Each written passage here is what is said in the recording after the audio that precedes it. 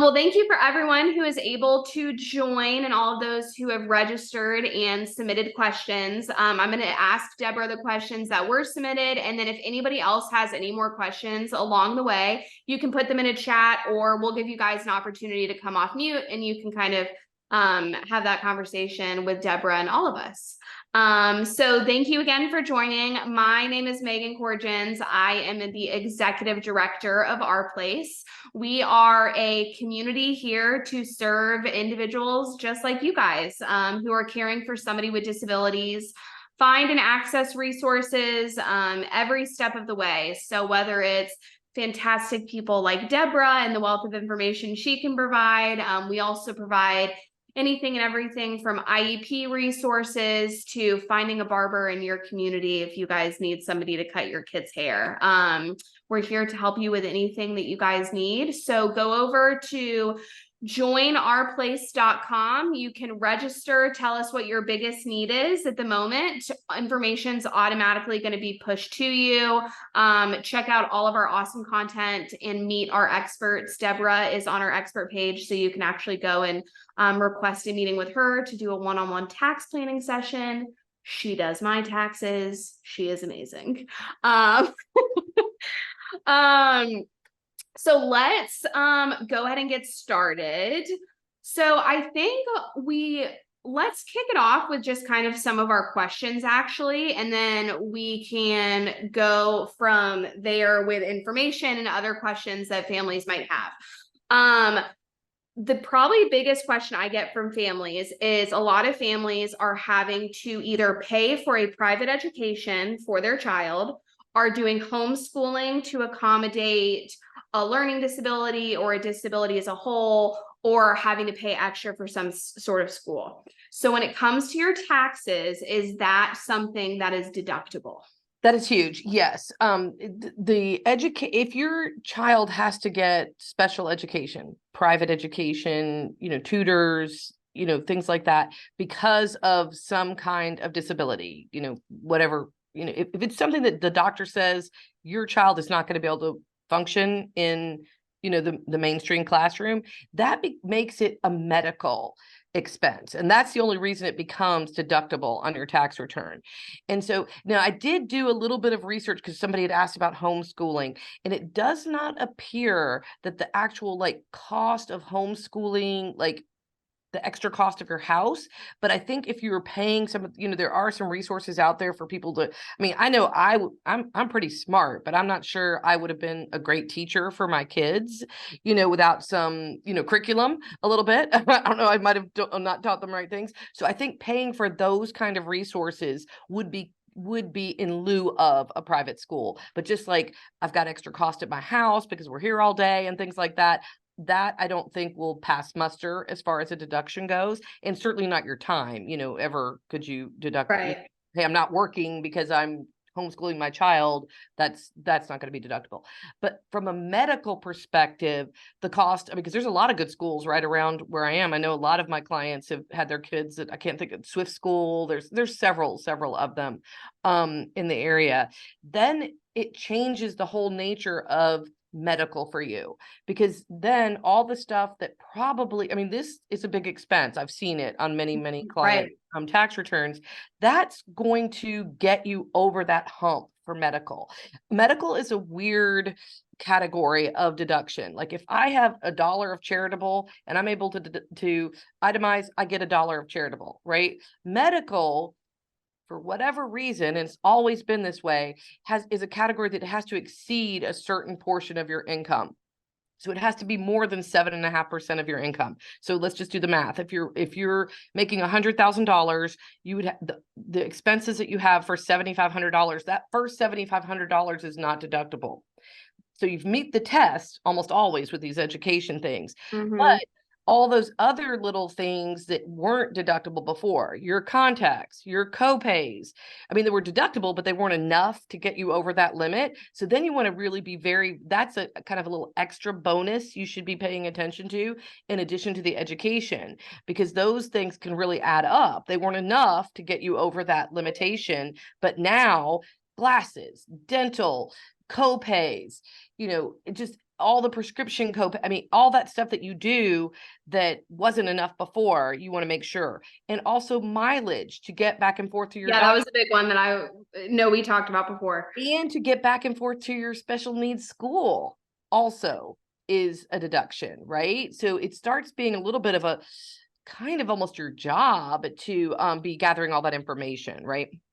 Yeah, because that's what I was going to say. So we're going to go through this evening a lot about what families can deduct. They might not otherwise have known that they can deduct. And before we get into that, the tracking. I mean, I think everyone probably who is on this call would agree they're already having to track a lot of everything, whether it be medical information, IEP information, whatever it may be. So what do you recommend for families as far as tracking things like the mileage, like the expenses for the medication and all that kind of stuff? Well, the mileage, I mean, you could go old school and keep a little notebook in your car and write down the mileage. But then there's also apps that will track it, which is a little bit easier. I mean, there's so many of them. You could just get on your iPhone or I mean, I'm team iPhone, so I don't know what they call it, the the Samsung store or whatever.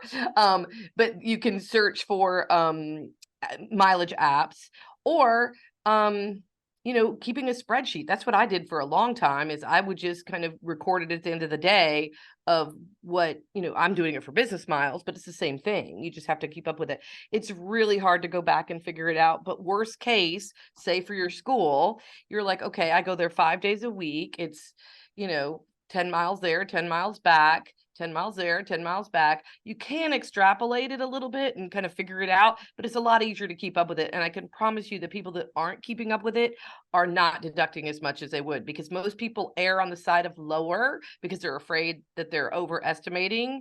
And so anytime that I've had like the same people, like if I had two people and one person was tracking religiously and one person was estimating, the person that was tracking religiously has more expenses because the other person misses a lot. And so it's kind of worth it to try to track. Along with the schooling and tracking like your mileage there and your mileage back, we're getting a lot of questions about daycare. So you see people who have to work odd hours and they're the primary caretaker for their child. So is a daycare expense covered? There's some people who have respite and that care is not covered under respite. So we've had a few questions about daycare would have the same rules for this purpose as anyone that's working, right? So if the rules to deduct the cost of daycare are, and it's not a whole deduction, it's a credit, but are that both parents have to be working or one could be a student. I mean, it has to be so that the person can earn money, right? It's not just so, oh my God, I need a break. I mean, and I know you probably do need a break. I mean, I was a caregiver for my grandfather who had Alzheimer's. Yes, you need a break. But to pay for someone to watch your child for that doesn't really count. But if you've got to leave and go to work, it goes into a bucket for a credit kind of thing. Again, you want to kind of keep up with that, but it doesn't matter what time of day it is, right? I mean, because I thought that one of the questions was because it was weird hours or whatever. It doesn't, I mean, whenever you need to work, if you have to pay for someone to watch your child, whether they have a special need or not, the rules would be the same. And what about therapies? Because if you have young children, ABA therapy is something that a lot of families are utilizing. An ABA therapist can be extremely expensive if it's not covered under Medicaid or insurance. Sometimes they come into the home, sometimes they go to the school, sometimes they have offices. So what about expenses when it comes to therapy? The real thing about that is if it's medically necessary. And so if you're a doctor, I mean, so you've got to have a kind of tight relationship with your doctor, right, in this scenario, and make sure that they're documenting the things that you need. Because I've had clients that have written off pools. I've had clients that have written off, renovations to their house. I mean, air conditioners, and because they needed it for allergies or whatever. I mean, but you got to have that. That's not a normal deduction to have your air conditioner paid for or whatever. So if it's something that's special, you want to make sure that you've got just some kind of a documentation.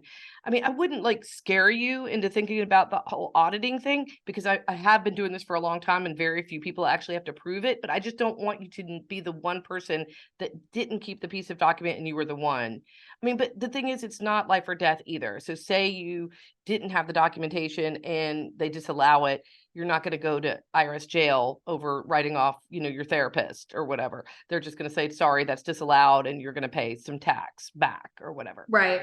So because there's a lot of things that a doctor would require or suggest even. So what's the best way? Is it just, can I get that in writing? Right, exactly. Just like, now, so many doctors have those portals, that they put their notes of what's going on. And I think them just suggesting it, or their nurse or their, practice manager, documenting, this is what Dr. Smith said would be, recommended for Sally or whatever. Right. There's no, like, you must have a certified, notarized, blood stamped, certificate, but you just want to have some documentation.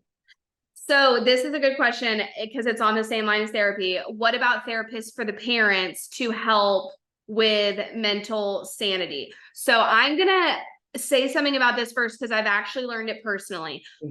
Call your insurance, because I personally do individual talk therapy, and I was shocked to find out that my insurance covers all talk therapy, including out of network. I just had to file it with my insurance, and they send me a direct deposit payment, and I just pay $20. So I will tell people to check with their insurance, because I was surprised about that. Well, that copay would be considered just like any other copay, right? I mean, into this bucket of more than 7.5%. Yeah. But even if it's not covered by your insurance, right? If it's, again, the whole thing is, if it's medically necessary, and our mental health is the same as our physical health, it would go into that bucket. It would go into that. It has to be more than 7.5%. So as far as a medical necessity for the parents, are you wanting to talk to your child's pediatrician and your child's doctor, or are you wanting to talk to your own doctor? Well, I don't even know that you have to have a referral. I'm not a medical expert or whatever, but as far as deducting it from your taxes, for the deducting, I think, I don't think we have to, like, if I go to the chiropractor because my back's hurting, I don't have to prove, you just have to have a diagnosis code on your receipt, right? Which is, and so working they're going to do for you anyway, right? Yeah, so working with therapists to get the correct diagnosis code, keeping all the documentation. Stress is a diagnosis, I'm pretty sure. That was a very good question though, because you see so many families getting therapies for their children, but therapy is good for all the parents and the siblings and everyone. Regular doctor visits, because I see in here that Mark said something about, did they have to, what's required to be medically necessary? Any doctor you go to, you and I, just because my elbow hurts, or, I got a headache or whatever, by definition, the fact that we're going there and paying for their services is medically necessary. Where I think we have to worry about is when we go outside the scope, like a pool or special school, or, like, I had written down some notes too that I read. Not even just the school, but tutors. Even if you're prescribed certain vitamins and supplements, normally over-the-counter stuff is not a deduction. But if your doctor says you need to take magnesium because your child isn't sleeping or needs GABA, or I don't even know what some of the things are, but not a regular antibiotic, but a supplement, and it's prescribed, it becomes deductible as well. Yeah. And, even things like equestrian therapies, certain individual programs, dance, music, sensory toys, things like that. I would think all of that. Yeah. Those are things you'd want to make sure were recommended or, encouraged by your doctor, because that's not normally a medical thing. But just going to any doctor that says doctor on it, that by definition, they don't question. Yeah. We're going to come back. I see some of the questions about like the 7.5%. I want to kind of continue going through what we can deduct, and then we'll definitely come back to that. So I see your guys' questions. We got the question and we kind of covered this: mold remediation, air filters, out-of-pocket costs for prescription drugs, all that kind of stuff, all deductible if it's medically necessary. Right, exactly. Mold in your home. Honestly, even some without special needs, if you found out you had mold in your house and your doctor says you're gonna, you have an allergy, I think it would be, it's covered, right? Yeah. It's not covered like in the sense of an insurance coverage, but it can be included in your option. The other big one, and I want to talk a little bit more about this too for some information that I have, is somebody asked about home renovations to provide accommodations to your home if a child, maybe even if there's a walker or wheelchair and you need to have home renovations Yeah, done. handicap. Well, not only that, and I didn't do any, I don't see this very often, but in addition to it potentially being a medical deduction, there are some credits for handicap accessibility, and let me just briefly delve into the benefit of a deduction versus a credit. Yeah. Deduction is great because my income, I mean, I use 100,000 because the math is easy in my head. Yeah. $100,000 income, and I have a deduction of 1,000. That means I'm paying tax on $99,000, which means it's going to save you anywhere, whatever your tax rate is. Then we know, okay, now it's 99,000. You could be paying 10%, 12%, 25%, 35% that you're paying on that lower number because it's been deducted. A credit, on the other hand, which there are some handicap credits, is even better. So say I have $100,000 in income, but I didn't have something I could deduct, but my tax was, just for easy math, $4,000. I don't think anybody would have $4,000 tax on 100,000, but just let's use easy math, $4,000. But I did something that gave me a credit for $1,000. My tax just went down to $3,000. It's a dollar for dollar reduction of the tax. Do you see why that's much more beneficial than a deduction? Yeah. I mean, it's just a math kind of thing, but I mean, you want to get a credit if you can. There's not a ton of credits, but that's also what's different about the childcare aspect of this versus the medical aspect. The childcare aspect is a credit, but it doesn't allow as much money to be used. I mean, so you just want to keep up with all this stuff and have somebody smart like me that knows where to put it in the right place so you get the best deduction. Yeah, exactly. There was a question, and we've had dozens of questions submitted, and we have not had everyone able to join, I think, because of the timing and stuff like that. But there were a lot of questions submitted by a lot of individuals about income levels. Mm-hmm. Like, if you make more income, how does that affect your taxes? Does it matter if you make more income, you can take less deductions? Can you kind of go into that a little bit? Yes. Okay, so the income part, where it comes in, that 7.5% becomes important, right? So, I mean, a couple that maybe dad works and mom does not, and they're making $100,000, anything over $7,500, because that's what the 7.5% comes in, that is going to be deductible. But what if mom and dad both work and their income is 200,000?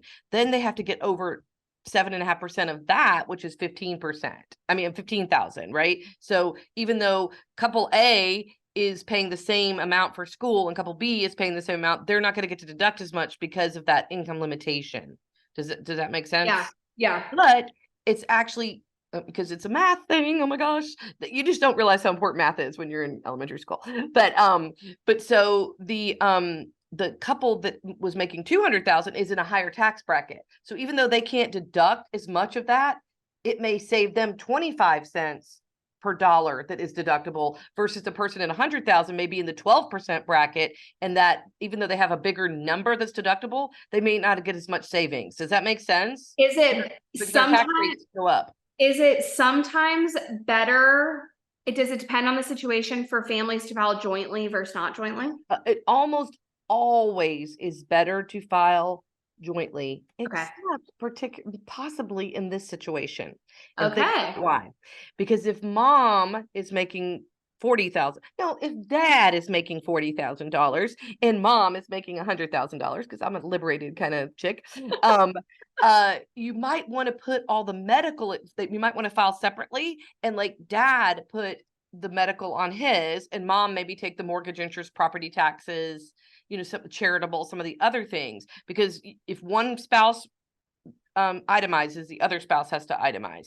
And so in that situation, because remember that 7.5%, 7.5% of dad's 40,000 is going to be a lot more than 7.5% of mom's 100,000. So together but you have to watch it though, because they really kind of mess with you on the rates a little bit too. Yeah. If they don't say, oh, good, dad only gets to pay 12% and mom gets to pay the higher, the rates kind of play around too. Yeah. So we run, I mean, I think most people would do this, but we routinely run returns for our clients, both together and separately, 99% of the time, it's better to file together. But once in a while, like in a situation like this where there's a lot of medical, it might make sense. Yeah. I mean, check, right? Like that's what I always say. It doesn't hurt to ask. Okay, let's go over the 7.5%. It's complicated if you're trying to do it on TurboTax yourself, though. I can tell. Okay, let's go over the 7.5% thing again. I think we've gone through a lot of, I know there was some questions like, driving my child to ABA therapy, is that mileage deductible? Yeah, any medical mileage, the dentist, the regular general practitioner, the therapist, that's medical miles. Now, it's not as good as like when I mean, as a business owner, I get, God, something crazy like 60 cents a mile right now. Medical miles is much lower. It's probably, I think it's around 20 cents because they don't want to get, I mean, they're giving you benefit of having wear and tear in your car, but not the same as out there earning money on it. But I think, so Deborah's done a few interviews for us. So also head on over to Join Our Place to watch some more of her interviews. But I think you even at one point said driving to pick up medication. Yes. To go to the pharmacy, to go pick up what if you need a crutch and you have to go to a, durable goods store. What about gas? They're called medical, I don't know. But not gas, not the gas expense. No, it's mileage. I mean, mileage is much easier because they're not giving you the benefit of the whole cost of the car.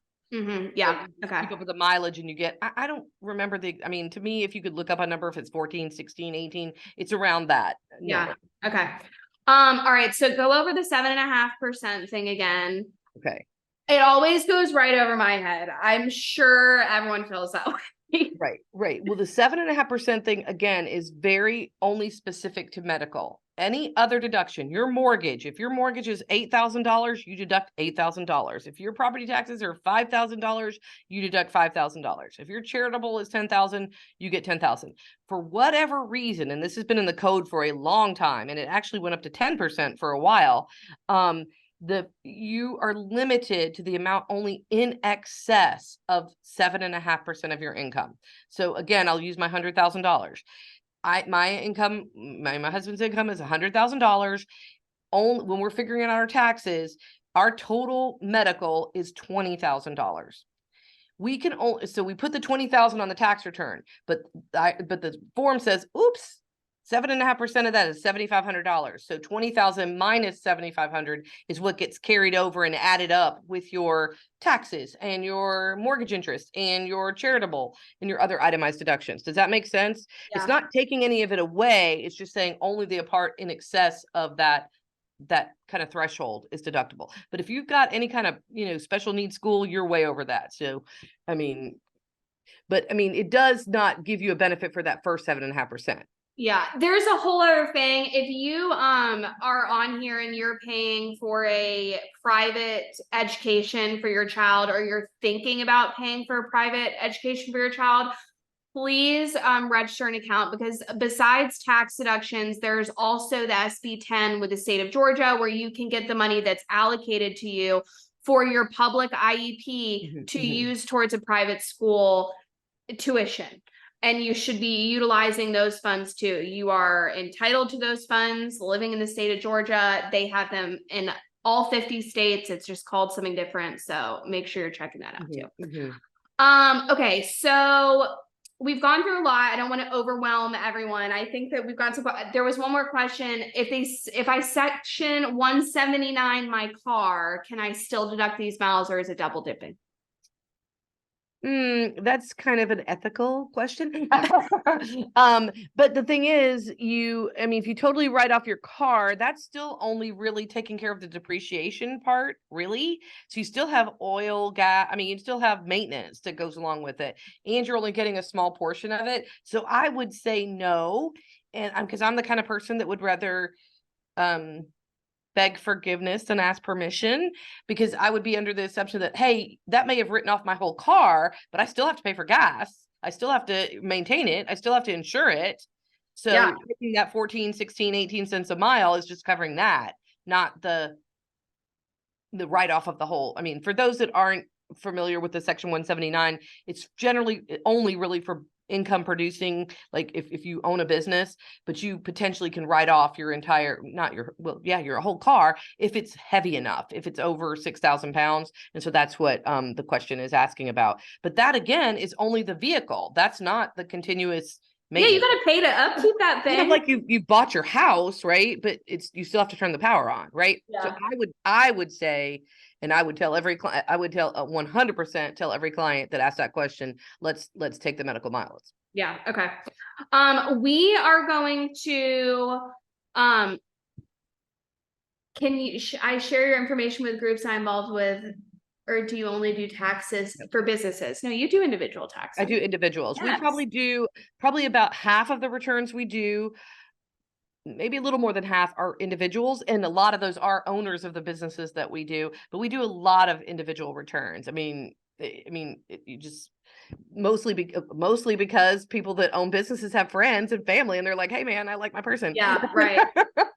I'm going to work with Deborah, maybe over the next few weeks on working on a kind of cheat sheet on what is deductible versus credits. I saw that question and I almost put something together like that. I was going to do a download. Yeah. I mean, have a link for you guys to get it, but I just couldn't get I use an IT group out in India, and their time is the only bad part about it is their time is different. They're sleeping when I'm awake. So yeah. Well, we'll work on getting that together. So again, register an account at joinourplace.com. You can book a time with Deborah through our experts page. I think she even offers a little discount for people coming through the Our Place community. There's other interviews with her. We will send out this recording. Again, we had dozens of questions submitted, and I mean, I have sat down, you sit down and do tax cleaning sessions with people. So you can kind of just go to her with, this is my life, help me. I kid around a little bit sometimes, and I don't know if I've said this to you before, Megan, but sometimes the P in CPA feels like psychologist instead of professional accountant, just because when you are dealing with your money, and I mean, you've got issues because your children, or have special needs. I mean, so much comes out because it's just, life isn't about money, but money impacts everything, and it impacts how you can take care of your children, how, their quality of life, really. And so if we can figure out together a way for you to have more cash because you're using the rules, because there aren't any loopholes. I mean, I hate it when people say the tax loopholes. There aren't any loopholes. It's just knowing the rules and applying the rules correctly. I mean, that to me is a win. I mean, I don't get a commission from IRS for clients paying more, in taxes. I mean, my job is to make sure that, I want to pay taxes. That means I'm making money, right? But I don't want to pay a penny more than I need to. And I don't want my clients to pay any more than they need to. And it is so, so important for families who are caring for somebody with disabilities to find an accountant that knows this stuff, because you are not, I can tell you, you're not going to be maximizing your deductions if you don't have an accountant working with you that knows this space, knows this world, knows what you guys are going through, and knows the rules. So again, we highly recommend Deborah. And also, just to wrap things up, we are going to be doing these virtual events on a weekly basis over the next few weeks. So next week, we're going to be interviewing a travel agent who solely books travel for families who are traveling with somebody who has disabilities. She's an Our Place expert. She's great. Her services are free. You just go to Our Place, joinourplace.com, book time with her. Let us know if you want to meet with Deborah, if you have more questions for, is travel deductible? It's the question. I don't know. I mean, it's always the scenario. If we could come up with a scenario that makes sense. Does your doctor say that you need a relaxing trip to some Hawaii? ocean air. It could be like therapy. It could be. I would love a trip to Hawaii, so yeah. I think I would need it too. But again, so let us check it out, Megan, yes, give them the ideas here of where they and need then to maybe stay, we'll do an in-person event with Deborah in Hawaii, and then everyone can deduct it. Let us know what else you guys want to hear about. We've had a lot of people express interest in getting somebody to come talk about transition, options for after high school, IEPs, attorneys. So please personally reach out to me, our CARES team, Sophie, Katie does a fantastic job handling that to see what else you guys want to hear from. And then we'll wrap with this question. Katie Beckett. Oh, you want to hear about Katie Beckett? Yeah, we can probably get somebody to actually come talk to us or Katie Beckett. We're about to add an expert who will help you walk you through the Katie Beckett waiver process. So definitely check that out. But Deborah, thank you so much for your time. And hopefully all these people will be filling your calendar very soon. That's what we're here for. I mean, even if I'm not available, I have a team of preparers that also know all the rules, and I'm always around, and almost anybody in our office could answer general questions like this. So even if you can't grab me, there's support here. Okay. I do want to clarify those. So they did ask if you have waiver, does that change what is deductible for you? Well, I mean, you only get to deduct your out-of-pocket expenses, right? It's kind of like insurance. If I have a $10,000 surgery, but my insurance pays $8,000, I'm only going to deduct $2,000, right? Right. So but there's no, it's not like you can't deduct that too, because the Katie Beckett covered. No. Anything that you're paying. Whatever you're paying out of pocket, no matter if it was subsidized, or what if there's a school that just says, hey, we're going to give everybody $2,000 off if they've got the situation. It would only be what you pay would be deductible, but it doesn't matter that it's subsidized. Yeah. Okay. Awesome. All right. Well, thank you guys all for joining. We'll be sending out the recording. And again, let us know who you want to hear from next. Head on over to joinourplace.com, register, meet with Deborah. She's great. You're all going to be deducting more for your taxes next year. I already know it. And everyone have a great night.